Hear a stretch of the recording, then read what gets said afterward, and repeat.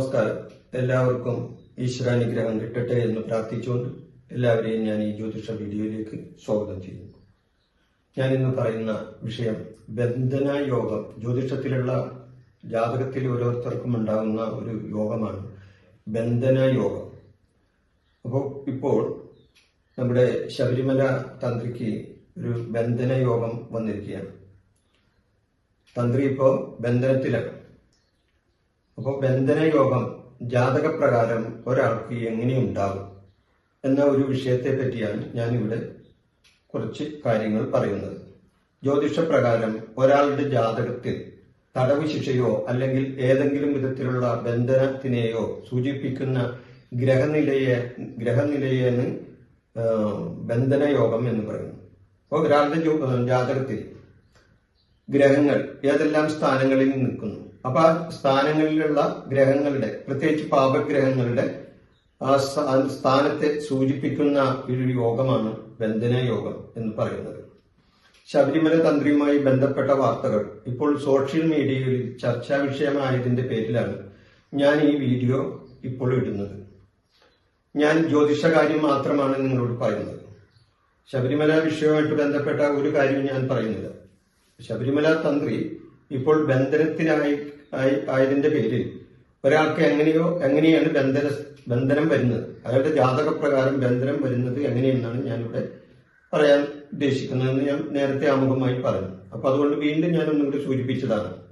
അപ്പൊ ജ്യോതിഷകാര്യം മാത്രമാണ് ഞാനിവിടെ പറയുന്നത്. നിയമത്തിന്റെ വഴിക്ക് പോയിക്കോട്ടെ, ഒരു കുഴപ്പമില്ല. തെറ്റ് ആര് ചെയ്താലും തെറ്റ് തന്നെയാണ്.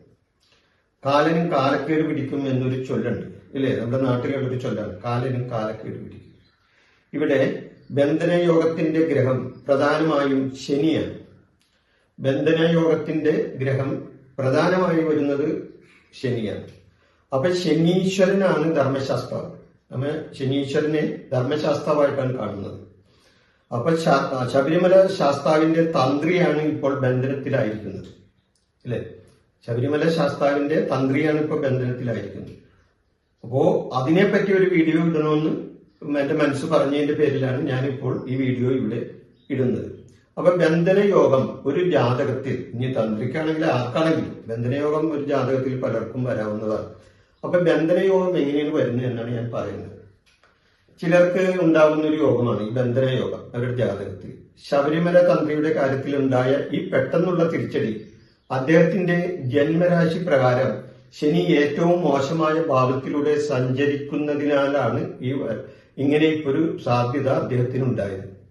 അതായത് അദ്ദേഹത്തിന്റെ തന്ത്രിയുടെ കാര്യത്തിൽ ഉണ്ടായ ഈ വിഷയം അദ്ദേഹത്തിന്റെ ജന്മരാശി പ്രകാരം ഏറ്റവും മോശമായ ഒരു ഭാവത്തിലൂടെ ശനി സഞ്ചരിക്കുന്നത് കൊണ്ടാണ് അദ്ദേഹത്തിന് ഈ സ്ഥിതിവിശേഷം ഉണ്ടായത്. ഇപ്പോൾ ഇവിടെ ഇത് രാശി ചക്രമാണ്. ഈ രാശിചക്രത്തിൽ മീനൻ രാശിയിലാണ് ഇപ്പോ ശനി സഞ്ചരിക്കുന്നത്. അപ്പോൾ മീനൻ രാശിയിൽ ശനി സഞ്ചരിക്കുന്ന ഒരു കാലമാണ്. അപ്പൊ മീനൻ രാശിയിൽ നിൽക്കുന്ന ശനി ഒരു വ്യക്തിയുടെ ജാതകത്തിലെ ലഗ്നത്തിൽ നിന്ന് 12ാം ഭാവത്തിലോ 8ാം ഭാവത്തിലോ ആയി വന്നാൽ ആ വ്യക്തിക്ക് നിയമപരമായ ശിക്ഷകളോ തടവുകളോ നേരിടാൻ സാധ്യതയുണ്ട്. അതാണ് ഇവിടെ തന്ത്രിയുടെ ഭാഗത്തും നിന്ന്, അല്ലെങ്കിൽ തന്ത്രിയുടെ കാര്യത്തിൽ സംഭവിച്ചിരിക്കുന്നതും ഇത് തന്നെയാണ്. ജ്യോതിഷത്തിൽ ശനിയും രാഹുവും തമ്മിൽ ബന്ധം വരുമ്പോൾ ചില കഠിനമായ ഫലങ്ങൾ ആ ജാതകന് കിട്ടും. ജ്യോതിഷത്തിലെ പാപഗ്രഹങ്ങളാണ് ശനിയും രാഹു, കടുത്ത പാപഗ്രഹങ്ങളാണ്. ഇവര് തമ്മിലൊരു ബന്ധം വരുമ്പോൾ തീർച്ചയായിട്ടും ആ ജാതകന് തടവോ അല്ലെങ്കിൽ അതുപോലെ ബന്ധനത്തിലോ ആകാനുള്ള സാധ്യത കൂടുതലാണ്. ഇപ്പോൾ രാഹുവും ശനിയും തമ്മിൽ ഒരു അടുപ്പം എന്താണ്? കാരണം മീനൻ രാശിയിൽ ശനി നിൽക്കുന്നു. ശനിയുടെ 12ല് ഇവിടെ രാഹു നിൽക്കുന്നത്. അപ്പൊ നേരത്തെ ശനി ഇവിടെ നിന്നിരുന്നു, അതിൽ നിന്നാണ് അങ്ങോട്ട് പോയത്. അപ്പോൾ ശനിയുടെ 12ൽ രാഹു നിൽക്കുന്നത്. ഈ 2, 6, 8, 12 ഒക്കെ ദുസ്ഥാനങ്ങളാണ്. അപ്പൊ ശനിയുടെ രാശിയിൽ നിന്ന് 12ൽ രാഹു നിൽക്കുന്നത് ഇപ്പോൾ അത് ചില ജാതകക്കാരെ സംബന്ധിച്ച് വളരെ ദോഷമായി ഭവിക്കുന്ന സമയമാണ്. പലപ്പോഴും അധികാരസ്ഥാനത്ത് ഇരിക്കുന്നവർക്ക് തിരിച്ചടികളും നിയമക്കുരുക്കുകളും അപമാനങ്ങളും ഇതുമൂലം ഉണ്ടാകും. അതായത് ജ്യോതിഷത്തിൽ ശനിയും രാഹുവും തമ്മിലുള്ള ബന്ധം അവരുടെ ജാതകത്തിൽ വരുമ്പോഴാണ് ഇങ്ങനെ ഉണ്ടാകാൻ സാധ്യത. തന്ത്രിയുടെ ജന്മരാശിയിലോ ലഗ്നമോ മീനമോ അല്ലെങ്കിൽ അതിന്റെ തൊട്ടടുത്ത രാശികളോ ആണെങ്കിൽ ഈ ഗ്രഹസ്ഥിതി അദ്ദേഹത്തിന് വലിയ പ്രതിസന്ധികൾ ഉണ്ടാക്കും. ഞാൻ നേരത്തെ പറഞ്ഞല്ലോ, ശനിയുടെ തൊട്ടടുത്ത രാശിയിലാണ് രാഹു നിൽക്കുന്നത്. അപ്പോ തീർച്ചയായിട്ടും ഈ സമയം തന്ത്രിയുടെ ജന്മരാശിയായിട്ട് ബന്ധപ്പെട്ട് ഇങ്ങനെ വരാൻ സാധ്യത ഉണ്ട്. ജാതകത്തിലെ 12ാം ഭാവം തടവ്, ആശുപത്രിവാസം, ഏകാന്തവാസം എന്നിവയും സൂചിപ്പിക്കുന്നു. ഒരു ജാതകത്തിൽ ഒരാളുടെ 12ാം ഭാവത്തിൽ ഇങ്ങനെയൊക്കെ വന്ന് സംഭവിക്കാവുന്നതാണ്. അതായത് ആശുപത്രിവാസോ ഏകാന്തവാസോ ഒക്കെ കിട്ടാവുന്നതാണ് 12ാം ഭാവം കൊണ്ട് ചിന്തിക്കുമ്പോൾ. പിന്നെ 12ാം ഭാവത്തിന്റെ അധിപൻ പാപഗ്രഹങ്ങളുമായി ചേർന്ന് നിൽക്കുന്നതോ ലഗ്നാധിപൻ 12ൽ നിൽക്കുന്നതോ ബന്ധനത്തിന് കാരണമാകും. പിന്നെ അതുകൂടാതെ 12ാം ഭാവാധിപൻ പാപഗ്രഹങ്ങളുമായി ചേർന്ന് നിൽക്കുന്നതോ ലഗ്നാധിപൻ 12ൽ നിൽക്കുന്നതോ അത് ബന്ധനത്തിന് ഇടയാകും എന്നാണ് ഞാൻ നേരത്തെ സൂചിപ്പിച്ചത്. ജാതകത്തിൽ ബന്ധനയോഗം ഉണ്ടെങ്കിൽ പോലും അത് അനുഭവത്തിൽ വരുന്നത് മോശമായ ഒരു ദശാകാലത്തോ അല്ലെങ്കിൽ അവന്റെ അപകാരകാലത്തോ ആയിരിക്കും. അല്ലേ? ബന്ധനയോഗം എപ്പോഴാണ് ഒരാൾക്ക് വരുന്നത്? വളരെ മോശമായ ഒരു ദശാകാലത്തോ അല്ലെങ്കിൽ മോശമായ ഒരു അപകാരകാലത്തോ ആയിരിക്കും ആ ജാതകന് ഈ ബന്ധനയോഗം വരുന്നത്. ശബരിമല തന്ത്രിയുടെ കാര്യത്തിലുണ്ടായ ബന്ധനം അദ്ദേഹത്തിന്റെ ഗോചരപ്രകാരമുള്ള ദോഷങ്ങൾ കൊണ്ടാകാൻ ചിലപ്പോൾ അദ്ദേഹത്തിന് സംഭവിച്ചേക്കണം.